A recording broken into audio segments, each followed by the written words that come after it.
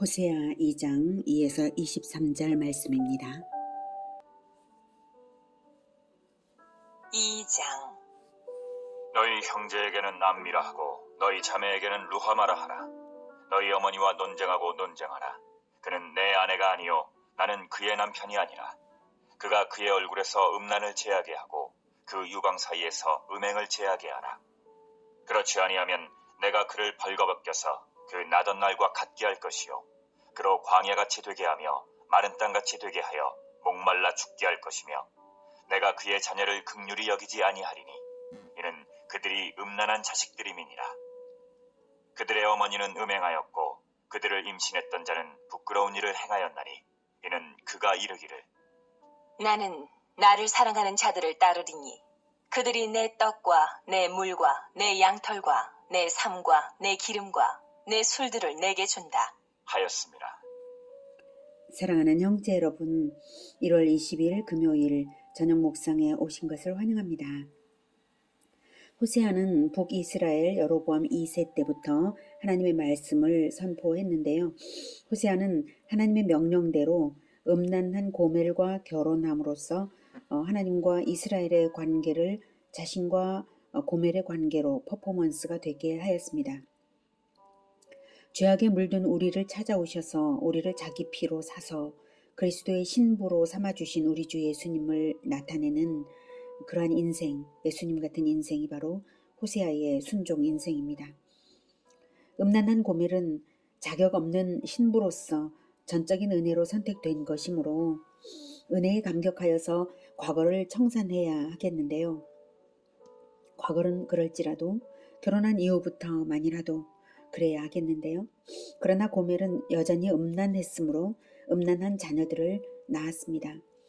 그래서 하나님께서는 그 자녀들의 이름을 명명하시면서 그 이름들의 뜻대로 이스라엘을 대하시겠노라고 하셨습니다. 이스라엘 흩어버리신다. 로루하마 더 이상 긍휼을 받지 못한다. 로암미 내 백성이 아니다. 이렇게 자녀를 셋 낳을 동안 세월이 흐르는 동안 기다리셨으나 돌아오지 않는 이스라엘이었습니다. 그래서 이스라엘에 대하여 점진적으로 강도를 더하시면서 경고하시던 하나님께서는 최종적으로 로암미 즉 내 백성이 아니라고 관계 단절 선언을 하신 것이죠. 그로써 이스라엘의 멸망을 확정하신 것인데요. 그러나 세월이 흐른 후 진실하게 여호와께 돌아오는 진정한 이스라엘이 바닷가에 모래같이 되어서 헤아릴 수도 없는 수가 되어서 한 우두머리를 세워서 돌아올 것이라고 미래에 대한 예언을 또한 주셨습니다. 그들에게는 암미, 내 백성, 루하마, 긍휼을 입은 자라고 부르셨습니다. 그것이 본장의 1절이죠. 예.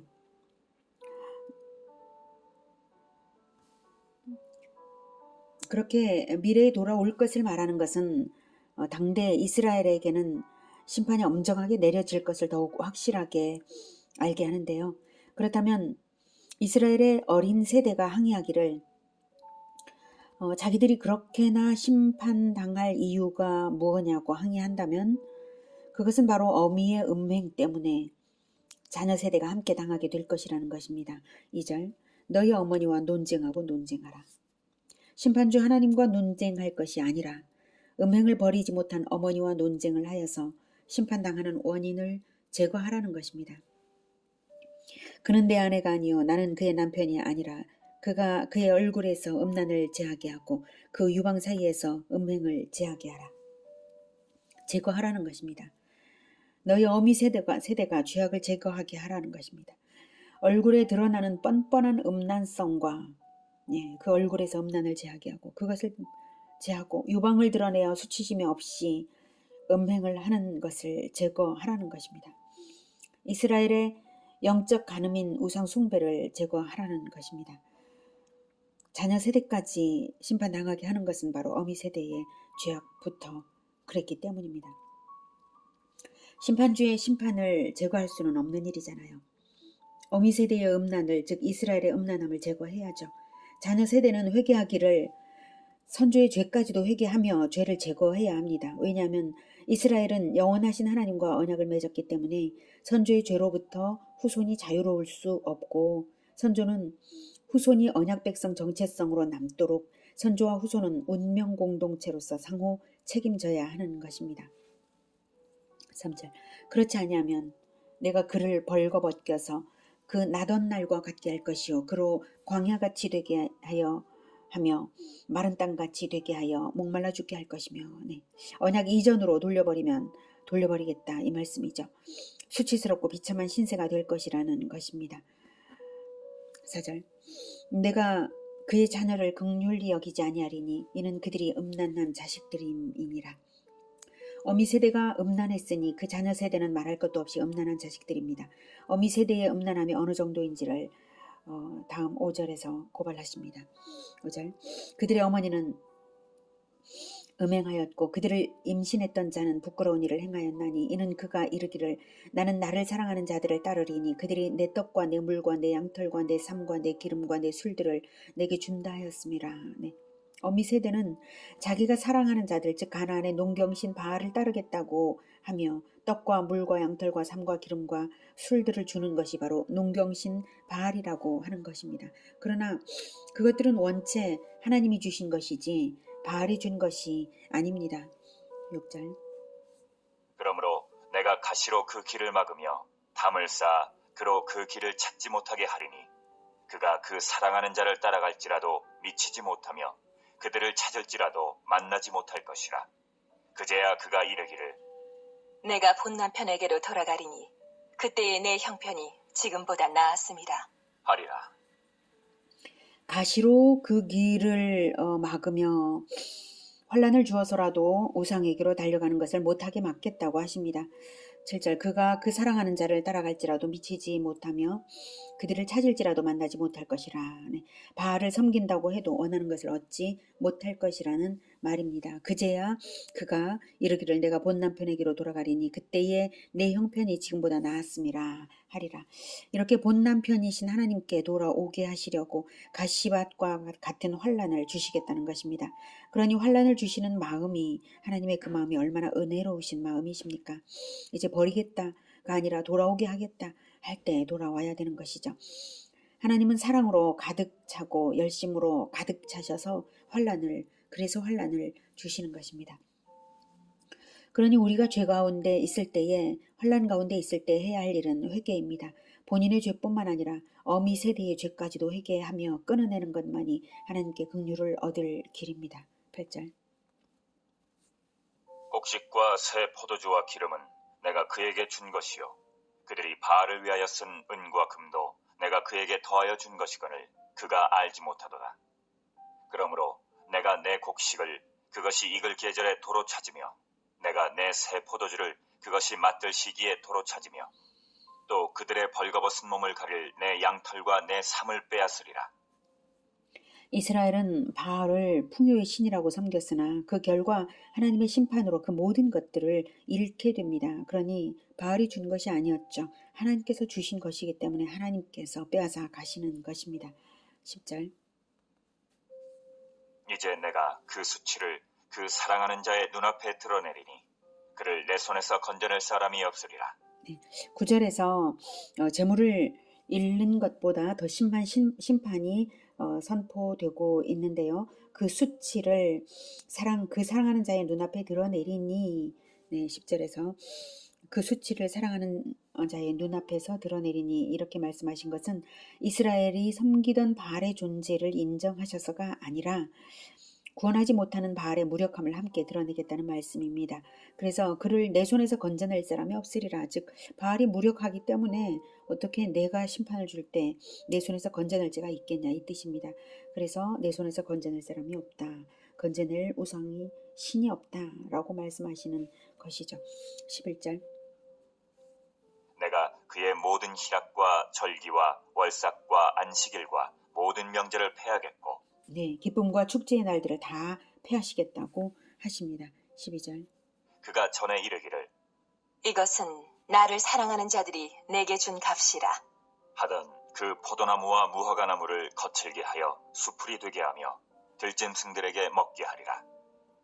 그가 귀고리와 폐물로 장식하고 그가 사랑하는 자를 따라가서 나를 잊어버리고 향을 살라 바알들을 섬긴 시일대로 내가 그에게 벌을 주리라.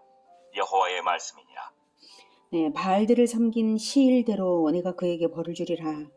북이스라엘 백성이 행한 대로 정확하게 비례해서 보응하시겠다는 것입니다.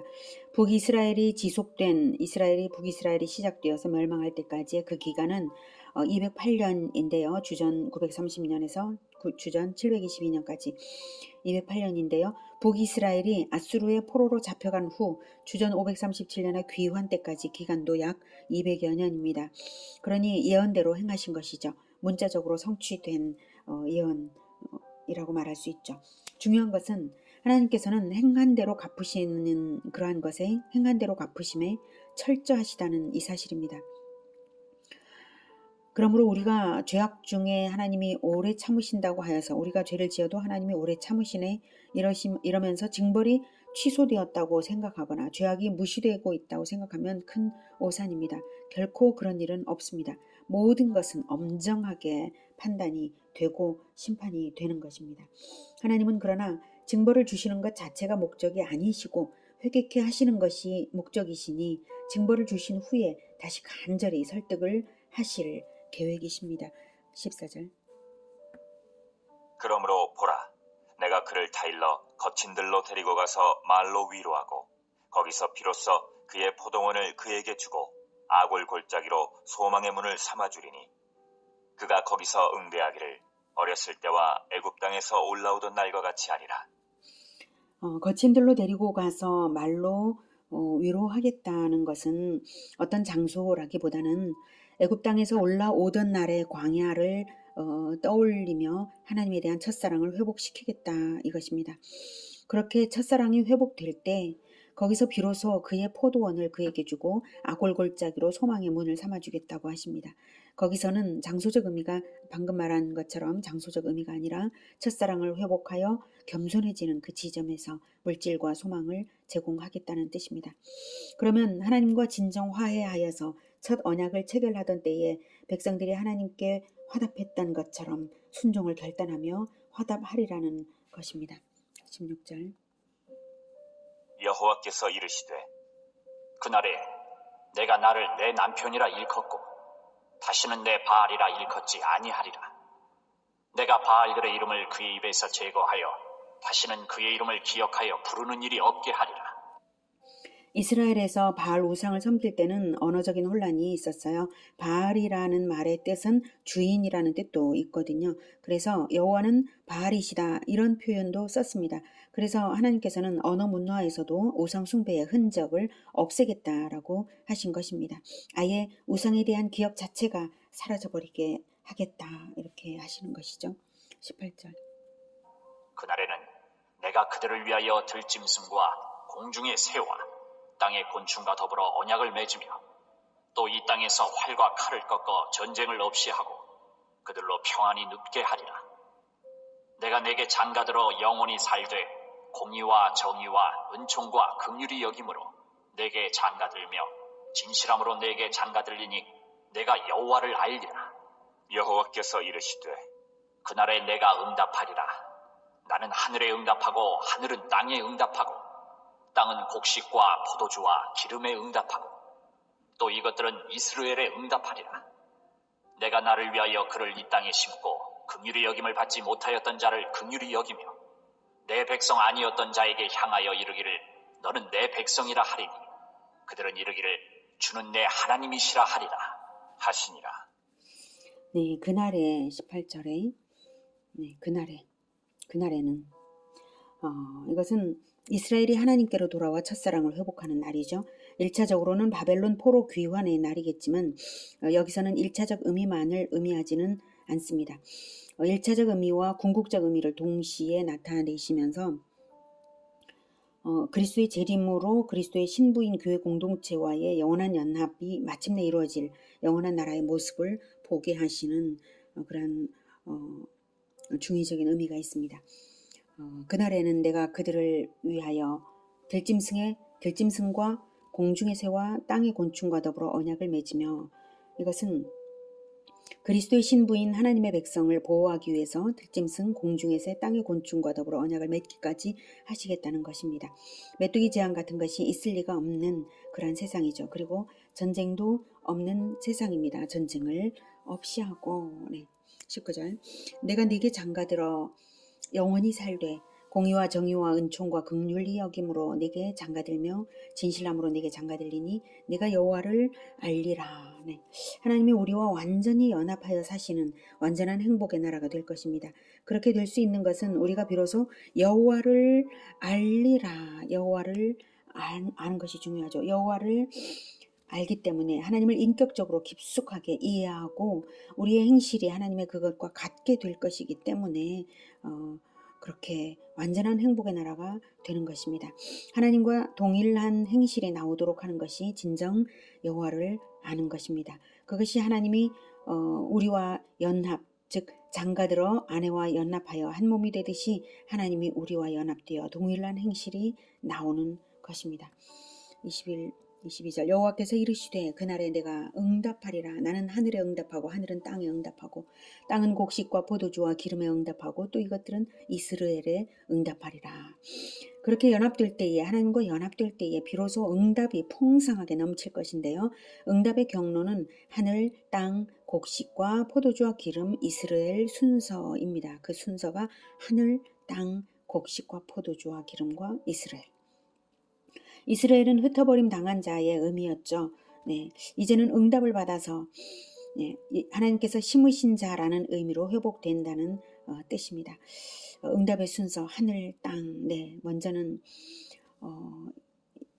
믿는 자들, 그다음 믿지 않는 자들까지 혹은 영적인 영역과 또는 육적인 영역까지 그리고 물질적인 영역까지 그렇게 응답이 순차적으로 이루어지고 이스라엘 이방에 흩어버린 그 이방의 영역까지 돌아와서 심기는 자들이 되겠죠. 이스라엘의 의미가 두 가지 의미였죠. 흩어버림 당한 자 그리고 하나님께서 심은 자 이렇게 그래서 이번에는 하나님께서 심은 자라는 의미로 회복된다는 뜻입니다. 이스라엘은 두 가지 중의적 의미를 가진 단어로서 이렇게 표현을 하고 있고요. 하나님이 흩어버렸던 자들이 관계 회복으로 말미암아서 오히려 세계 열방에 심겨진 자들이 되어서 하나님 나라를 세계 열방으로 확장할 것을 기대하게 하시는 말씀입니다. 그러므로 하나님과의 관계성 회복이 되면 연합이 되면 그것이 모든 것을 순차적으로 회복하게 하는 근본 원인이 되는 것입니다. 23절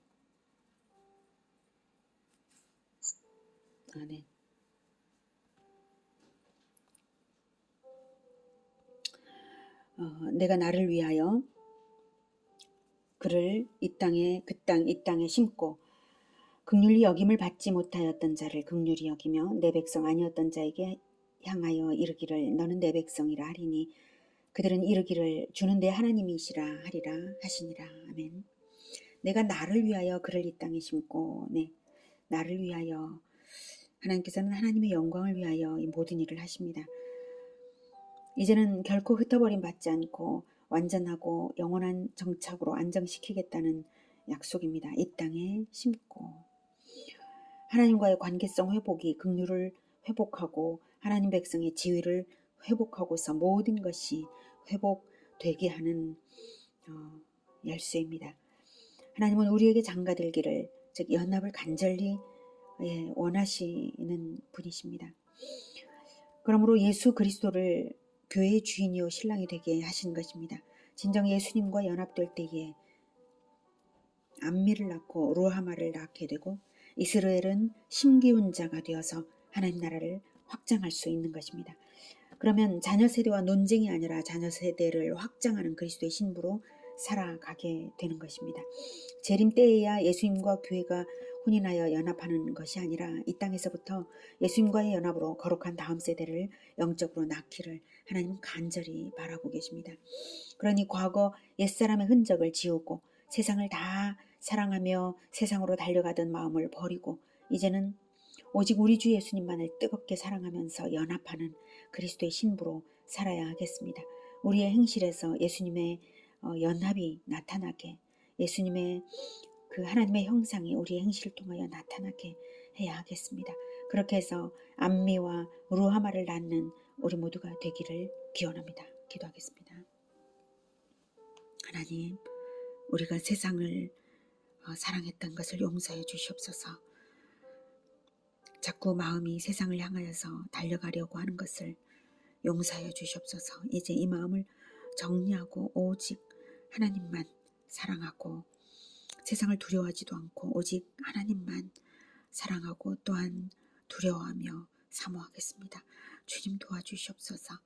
그래서 우리가 우리 주 예수 그리스도의 신부로 살아가면서 예수님만을 나타낼 수 있도록 도와주시옵소서. 우리를 통하여서 교회들이 회복이 되고 또한 우리의 삶이 물질적인 것도 회복이 되고 세상에까지 그 축복이 흘러넘쳐 가도록 축복의 통로로 우리를 붙들어 주시옵소서. 우리를 이 땅에 심으셨사오니 영원한 천국에 또한 심으시는 줄을 믿습니다. 이 땅에서 교회를 확장해 가면서 하나님께서 심으신 자, 물가에 심으신 자처럼 하나님께서 응답해 주심으로 말미암아 풍성한 것을 누리며 하나님 나라가 확장되게, 다음 세대들을, 거룩한 다음 세대들을 낳을 수 있게 주님 도와주시옵소서. 예수님의 이름으로 기도드립니다. 아멘. 이어지는 시간은 개인 기도 시간입니다.